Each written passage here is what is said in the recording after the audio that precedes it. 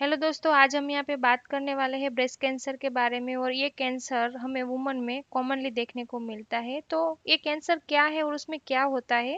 तो मेनली ये कैंसर है जीन म्यूटेशन की वजह से होता है। तो जीन म्यूटेशन क्या है? आप जीन का उत्परिवर्तन भी बोल सकते हैं। उसमें जो नॉर्मल सेल है वो कन्वर्ट हो जाते हैं कार्सिनोमा सेल में, और इसको ही हम क्या बोलते हैं? कैंसर बोलते हैं। अगर ये एबनॉर्मल सेल है वो ब्रेस्ट में ग्रो होते हैं तो उसे हम ब्रेस्ट कैंसर बोलते हैं। ठीक है। उसके कुछ रिस्क फैक्टर है जैसे कि एज। तो अनयूजुअली आफ्टर मेनोपॉज ही ये देखने को मिलता है, लेकिन हेरिडिटी भी इसका एक क्या है, रीजन है। अगर आपके फैमिली में पहले से ही ब्रेस्ट कैंसर की हिस्ट्री है तो आपको एनी एज, मतलब किसी भी एज में क्या हो सकता है, ब्रेस्ट कैंसर हो सकता है। इस्ट्रोजन का एक्सपोजर, मतलब हमारे बॉडी में इस्ट्रोजन का लेवल ज़्यादा है तो भी कंडीशन ब्रेस्ट कैंसर की आ सकती है, जैसे कि ईयरली मेनर्जी और लेट मेनोपॉज। ईयरली मेनर्जी मतलब क्या है कि जो एज है उससे पहले ही मेंस्ट्रुएशन साइकिल आ जाए तो उसे ईयरली मेनर्जी बोलते हैं। और लेट मेनोपॉज की वजह से भी ये कंडीशन हो सकती है, जिसकी वजह से हमारी बॉडी में जो इस्ट्रोजन का लेवल है वो इंक्रीज हो जाता है और ब्लड में भी इस्ट्रोजन क्या हो जाता है, इंक्रीज हो जाता है। और एक रीज़न है जैसे कि ओबेसिटी। तो ओबेसिटी पर्सन में क्या होता है कि जो फैट है वो कन्वर्ट हो जाता है इस्ट्रोजन में, और उसकी वजह से हमारे बॉडी में इस्ट्रोजन का लेवल बढ़ जाता है।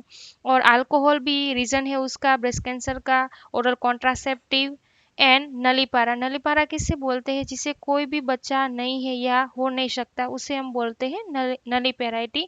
तो उसे भी चांसेस है ब्रेस्ट कैंसर होने के।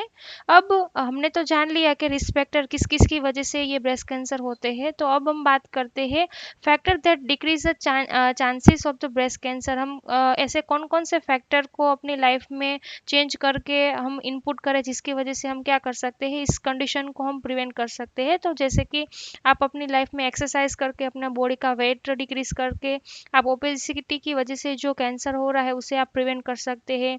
ब्रेस्ट फीडिंग की वजह से भी क्या होता है, इसके चांसेस बहुत कम है। कैफीन की वजह से भी क्या होता है, डिक्रीज चांसेस है किसके, ब्रेस्ट कैंसर के। तो ये सारे फैक्टर आप क्या करें, अपनी लाइफ में फॉलो करें। वैसे तो ब्रेस्ट कैंसर के बहुत सारे टाइप है, लेकिन यहाँ पे मैं डिस्कस करने वाली हूँ इन्वेंसिव डक्टल कार्सिनोमा। इसमें इसके लिए आपको नॉर्मल एनाटॉमी पता होनी चाहिए ब्रेस्ट की। तो यहाँ पे मैंने एक इमेज डाली हुई, मैं पूरा ब्रेस्ट आपको दिख रहा है। तो उसमें क्या है, ये लॉब लॉब है। और इसमें क्या होते हैं, जो मिल्क प्रोडक्शन करने वाली जो ग्लैंड्स होती है वो प्रेजेंट होती है, और वो मिल्क का क्या करती है, प्रोडक्शन करती है। वो मिल्क है वो इस डक्ट के थ्रू क्या होता है, सिक्रेट होता है, जिसे हम टर्मिनल डक्ट भी बोलते हैं। और इससे बेबी क्या करता है, ब्रेस्ट फीडिंग करता है। लेकिन उसके बीच में एबनॉर्मल ग्रो होता है टिश्यू का। और उसका मेन रीज़न होता है जीन म्यूटेशन या कोई इन्फेक्शन की वजह से भी ये हो सकता है। और आगे मैंने बहुत सारे फैक्टर बताए, अल्कोहल है या कॉन्ट्रासेप्टिव है या ओबेसिटी भी रीज़न हो सकता है। या फिर जो फैमिली हिस्ट्री भी हो सकती है, लाइक हेरिडिटी की कंडीशन भी हो सकती है। तो ये सारे रीज़न है ब्रेस्ट कैंसर होने के। तो इसमें क्या होता है, ये डक्ट में जो डक्ट के बीच में जो नोड्यूल्स होती है, जो ट्यूमर होती है, वो क्या हो सकती है, इस डक्ट के थ्रू बेबी के माउथ में इनहाल भी हो सकती है, मतलब ये स्प्रेड भी हो सकती है। तो ब्रेस्ट कैंसर है वो ब्रेस्ट फीडिंग के द्वारा क्या होता है, इन्फेक्शन ट्रांसफर भी हो सकता है बेबी में।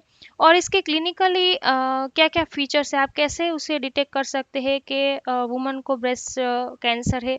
तो जनरली जो नोड्यूल्स है वो 2 सेंटीमीटर के बाद ही हमें फील होती है। लेकिन एक और ऐसी प्रोसीजर है जो यहाँ पे मैंने मेंशन की है, जैसे कि मेमोग्राफी।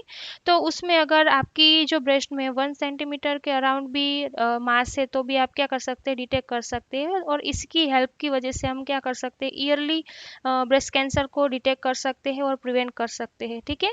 और यहाँ पे कुछ मैं आपको टिप्स देना चाहती हूँ जिससे आप क्या कर सकते हैं, अपने ब्रेस्ट कैंसर को ईयरली डिटेक्ट कर सकते हैं। जैसे कि आपके ब्रेस्ट में जो निप्पल है वो रिट्रैक्शन कर रहा है, या स्वेलिंग है, उसमें स्वेलिंग प्रेजेंट है, ब्रेस्ट की साइज है वो बढ़ गई है, और आपको ऑरेंज कलर का दिख रहा है, तो ये डेफिनेटली साइन है किसके, ब्रेस्ट कैंसर के। तो आप जल्दी से जाइए और डॉक्टर को के साथ क्या करें, डॉक्टर के पास जाइए और डायग्नोस करें अपना जो कैंसर है ईयरली। और ईयरली आप डिटेक्ट करेंगे तो ईयरली उसका क्या होगा, प्रिवेंशन होगा। ठीक है।